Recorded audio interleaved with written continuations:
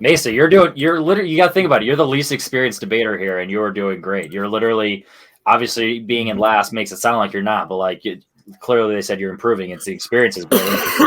Ask, And that's why I don't do debates. well, yeah, no, that's fair. That's why I love debate, though, because of that. You can literally grow within a single match because of just the experience. And it's not, at Fuck least it, I'm trivia. gonna burn it all down. Fuck it. I know. That's how much I love debate. I want you to love it too. All right. I don't love it. That's why I want to burn it all down. I don't love it. We're starting with JPO this time. Correct. All right, so JPO is going to start us off. I'll through the questions, starting us off. Give us your 1 minute opening whenever you're ready. I don't think I've talked enough about Dewey yet. No, just kidding. It's not Dewey this time. I'm going to go with Derek, the boyfriend that we talked about earlier, Jerry O'Connell, from the second movie here. I wanted to go at it from an aspect of something that we haven't seen yet in a Scream movie that they could, again, organically fit, and that is her boyfriend living. We've gotten kind of references that Patrick Dempsey is probably still alive in the background here, but, you know, in 4 and 5, he's out doing whatever.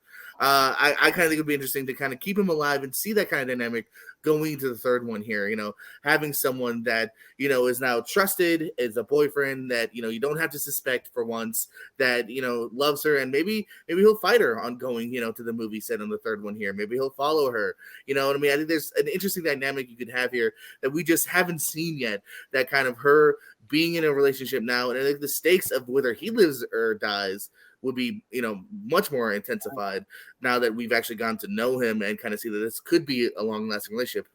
And time. Chad, who would you save? The choice here is obvious. I would save Randy Meeks from Scream 2. Randy dies tragically in Scream 2, but I don't feel like he should have. It feels like Kevin Williamson wrote him off just to shock the audience, but it really kind of like violates his natural arc. You know, he says, you know, in his sequel, the geek would get the girl, but the geek never gets the girl. The geek just dies tragically in a van.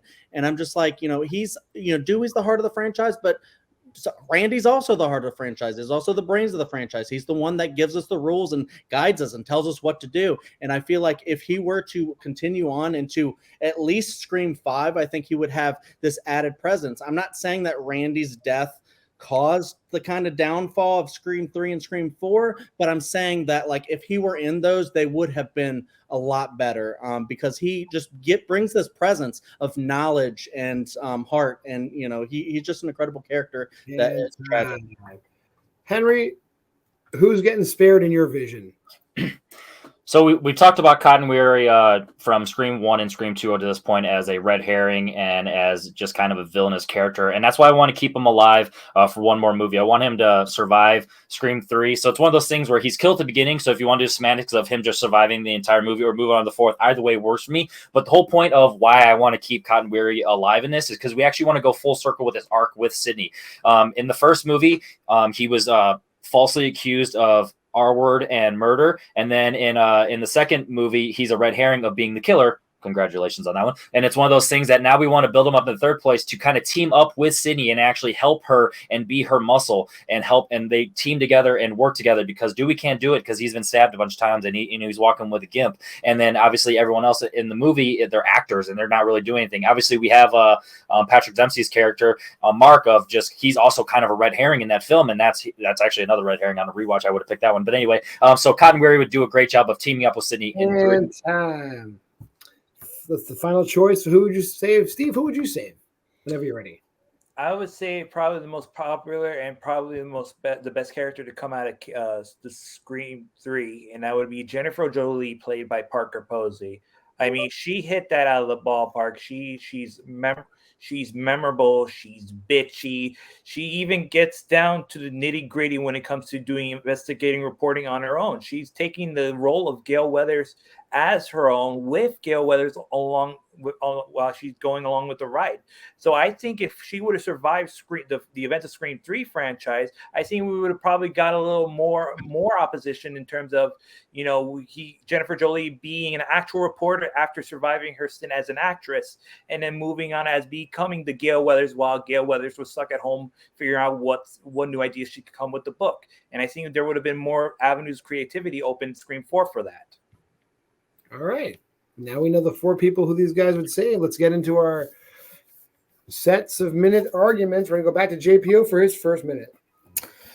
There's connecting factors to why about my opponents here. For Chad and Henry, Randy and Khan, I think, are fantastic kills that should happen here. I love Randy too, and he is our kind of escape into the movie in the first one here, giving us the rules. He is the funniest here. But man, in a sequel, I think you need to pull some punches here, and that punch is Randy's death. Not even halfway into this movie here, it shows that anyone could die.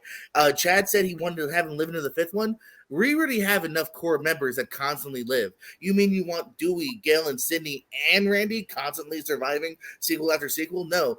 Him and Cotton both show that Scream's not too afraid to make some certain punches here. Scream 3 is one of the best openings because it's the only opening where we're kind of like, oh shit, it's someone we know. It's not Casey, it's not Jada Pinkett. It's, oh, this is somebody we know.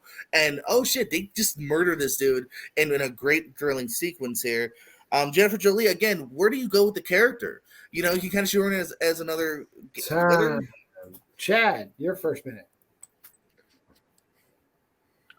Yeah, so after Randy's killed, to show that they could kill any character in the Scream franchise, even the main ones, they really don't do it anymore. I don't even think of Cotton as a core character in the sense. He's killed off because his arc is done. He actually gets what he wants. He saves the day at the end of Scream 2, or helps save the day, and then he moves on, and then he's killed in Scream 3, and it's a pretty epic sequence. I don't want to rewrite Scream 3 and Scream 4 and everything just to keep Cotton alive. He's not that interesting of a character, really. And then going to Jennifer Jolie, yeah, I mirror the same thing. Scream 3 is kind of her movie. She's a fantastic in that, but like, she's not going to want to continue on risking her life, being a detective, doing all that stuff. That's just not her path. That's not what she wants to do. She's just an actress trying to play Gale.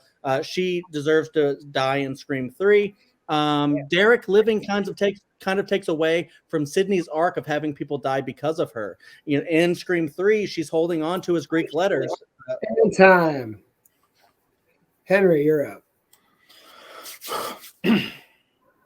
So I want to say everything that we got from Randy, we definitely needed to kill him because it adds the stakes. And the irony of keeping Cotton alive in 3 is I actually wish it would do something different. I wish they would have set up the him as the killer the entire time, but also us as an audience knowing he's not. But from a narrative perspective, we're building up. So I wish it would have like killed either Dewey or Gale in the opening sequence instead of Cotton. So you do kill another core member, an actual core member, but setting up Cotton as the killer, because they do the whole thing of his voice and they set it up to use that and kind of frame him, but they actually kill him instead. So it doesn't really go anywhere with that. So I would want that. So that's what Randy, why Randy's death is important, because it builds that up. Actually, the thing that I would want from Derek dying is that Sydney not actually knowing if he was part of it or not. Because when Mickey says he was in it with me and then shoots him, I wish that was a twist where he shoots him and now Sydney the entire time thinks that her boyfriend was part of it, but he's died, and now she doesn't really have any know why, and that that really messed up, no resolution, messed up her mentally. And everything with Jennifer Jolie, she has a full arc in that entire film. She's a great character, but that's why it's that she time. Steve, you're up.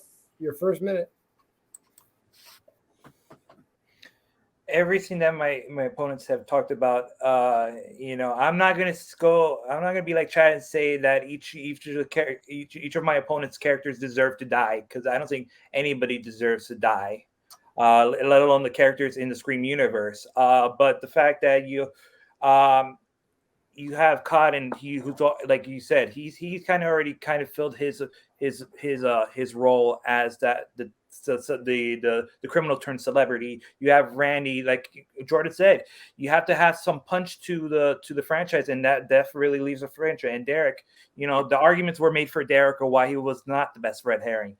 Jennifer Jolie, she's the best thing is for her to literally quit her day job to pursue a new career after surviving her killings and becoming what Gale Weathers isn't at that timeline of Scream 5, which is a successful reporter and best-selling author. So I think that would have been better, another storyline for Scream 5 to be best suited. All right, and we're coming back around to JPO for his second minute. No, Kitty, you can't have hot dog. The interesting thing about Derek that I think we could see here is, we have her having boyfriend problems in the second movie, and it's an interesting concept here. Till the very end, she's unsure of where Derek lies. I think that's why it could be an interesting moment to actually keep the boyfriend alive and do something different in number 3 here and have that play into, why she makes certain decisions and why she goes about things, and that little dynamic that we haven't really seen the main character have here. We're going back to Steve and Jennifer Jolie again. You're trying to take a character that we all like, but you're trying to shoe her in now. You're trying to say, oh, she's another reporter. So what? You're gonna constantly have her and Gail going for the scoop, and I don't know. It sounds like you're just trying to keep her around simply to keep her around. You have fun characters that you kill off. I also like Deion Richmond in Scream 3. But he's gonna die because you got to kill people, and they're expendable. I'm sorry, at the end of the day, and they're movies, so yes, no one deserves to die, but in movies sometimes they do. Cotton, we saw him go full circle from a suspect to even a hero at the end of 2, and then getting a show. He's good. And time. Chad, you're up for your second minute.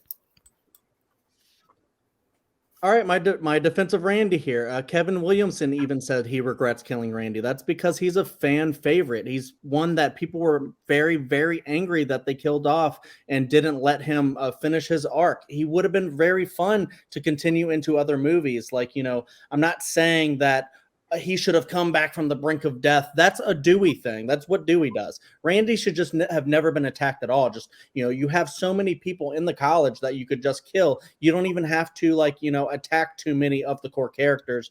You're already doing that with Dewey, with Gale, with all that stuff. But with Randy continuing on, it could have been really cool to see him, not just a video of him in 3, which it feels like a makeup of killing Randy. Like, we're sorry we killed Randy. No, but having him there is more special. Having him in 4 to basically be like the teacher of the cinema club would have been cool. To see him pinging off of Mindy in 5 would have been really neat. Time. Henry, you're up. So 2 points on why it's important that Randy died is A, it builds up the stakes, and like we said, we're mad that Dewey and Gale kept on living is because of A, what it set up with Randy, but also B, we don't want our legacy character to continue on that, and that's the whole point. And also, we wouldn't have the importance of Mindy and Chad as characters without the death of Randy, because that's the whole point of they're building up to be part of that legacy instead of continuing that legacy, clashing. Everything with Derek, like I said, it would actually be really cool if he was killed and he was set up as a killer, and Sydney did not have any resolution for that, because now it's messing up with her mental of not only is my boyfriend a killer again, but why is it just me versus an actual motive? Where in the first one it's the motive of everything the mom, but if Mickey killed Derek without saying his motive, then it frames him as part of the killer, and that messes with Sydney, and that really is a good way from a narrative perspective to really set up just the concept of Sydney as the problem, even though she's really not, but that's why you would do it sadistically. And everything with Jennifer Jolie, you build up her character, she has the arc, and it's cool, and she did what she loved. She died doing what she loved. Time. Steve, close us out for this round. Hold on a second, guys. He's on the phone. All right, hold on. So I just talked to Oscar-nominated writer Ehren Kruger, and he says he regrets killing Jennifer Jolie. No. Okay, aside, but listen, no, it's not going to be shoehorned to have Jennifer Jolie in Scream 5. I mean, she's basically kind of like Gale Weathers, but the opposite. She's just getting in headfirst into this occupation as a reporter, as a bestseller. Maybe making a cameo on another Stab franchise, just a cameo going back to her roots as an actress. But you have her. First of all, she's more bitchier than Gale. So you're gonna have dynamics off the Richter and a lot more charisma going on in Scream 4 than there is in the original movie. And then you're gonna have her do some stuff that are a little scummy. It was a little scummy in the first one, but with Jennifer Jolie, you take it up a notch, especially when she offers $50 to Carrie Fisher lookalike to get some records. And time on that. Let's go to our closing arguments. Going back over to JPO, what you got for your closing, JPO? Randy is one of the greatest kills in the franchise here because it sets a precedent. You kill a character that you are assuming as a horror fan is going to make it at least to the very end, and you kill him in the middle of the movie in broad daylight. It is shocking, and it sets a precedent that you believe Dewey could go in Scream 3. You believe Gale might go in Scream 4 because you've seen it happen in Scream 2. You take that away, you take all away any possibility of characters like that going away. They're fighting about something else in the background. Cotton deserves to die in the third one here because, again, he's gone full-fledged. We've seen what this character can offer here, and we're kind of done with him. Same thing with Jennifer Jolie. She's an actress, man. She's not going to become a reporter. She's an actress. Daniel Day-Lewis doesn't actually still sell dresses on the side here. My character here gave an interesting, unique segment to actually bring something different to the third one here. And if they do decide to offer him in the third movie here, you have a way bigger death with way more stakes here. Instead of a boyfriend who's very likable that we only see for a few scenes, you have something different to bring to the franchise. And time. Chad, you're up. Killing Randy sets a precedent that doesn't happen again for like 3 more movies. So it's like a false precedent. And what it does is it takes away a brilliant character that everybody loves. That's why everybody was mad that Randy died. You don't need to kill Randy for him to pass on the torch. It would have been great to see him and Mindy kind of like pinging off of each other, and then Mindy start to kind of like, you know, overshadow him a little bit, and that would have been a really cool moment. Instead, we just don't get him, and it's just sad, and there's like just pictures of him. Cotton and Jennifer Jolie are characters. I'm not saying that they deserve to die in any sense, but it's like their arcs are done. They're done for their movies, and they just, you know, they have really brilliant deaths, and it's great.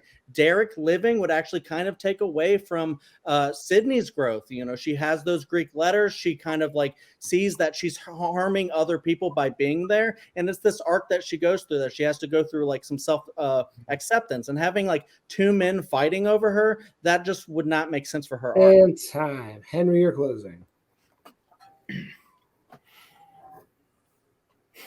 So Kevin Williamson isn't mad that he killed off Randy. He's just mad they didn't have the balls to kill off the other legacy characters later, and everyone hated him for it because now it just made no sense because it stood out like a sore thumb.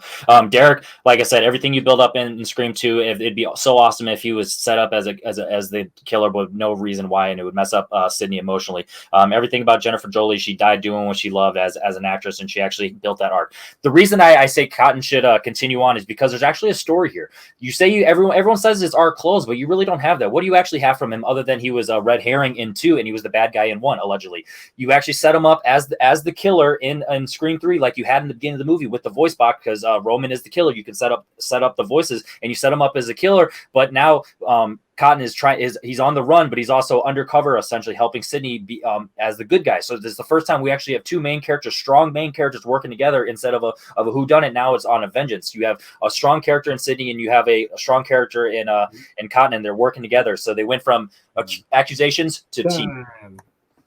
Steve, you're the last one to go. Let's hear what you got to say. Derek, killing him gave emotional depth to Sydney. Cotton, Scream 3 opening sequence told you nobody is safe. Randy, sure as shit, make sure that in Scream 2 nobody was fucking safe in that one.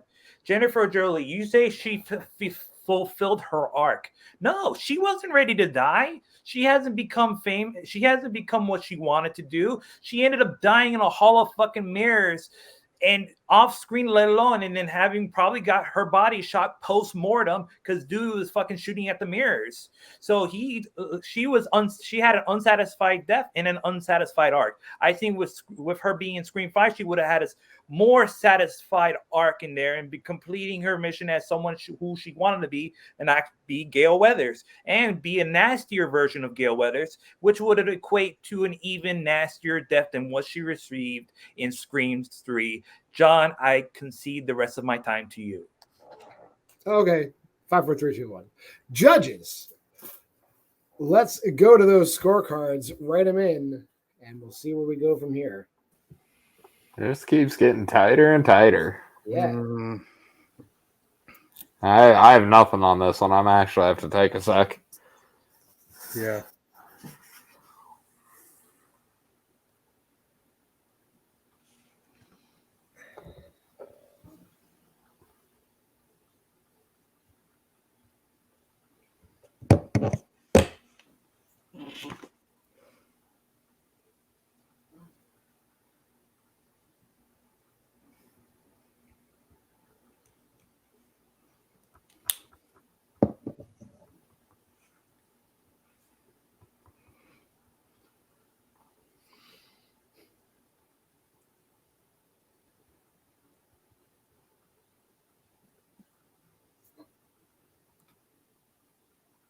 Taylor, we're gonna start with you whenever you're ready.